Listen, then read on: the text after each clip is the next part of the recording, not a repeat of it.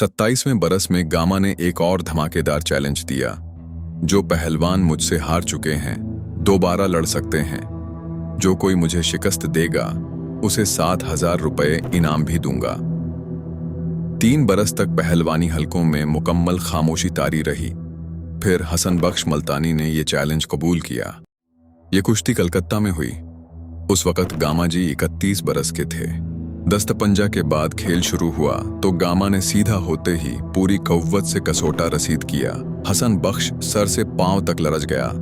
वो 2 कदम पीछे हटा तो गामा ने पबी कराई। हरीफ पहलू के बल गिरा। संभलने से पहले ही गामा ने थोड़ा रगड़ा और चित्त कर दिया। ये हसन बख्श की बहुत बड़ी शिकस्त थी। इस कुश्ती बारे एक लतीफा भी मशहूर हुआ। गामा जी ने मजाकन पूछा, पहलवान कुश्ती लड़ने आए हो या इनाम जीतने? हसन बख्श ने दांत पीसते हुए कहा, तुझे सबक सिखाने आया हूं। याद रहे कि गामा पहलवान और हसन बख्श मल्तानी 3 बार टकराए। तीनों बार शिकस्त हसन बख्श का मुकद्दर बनी।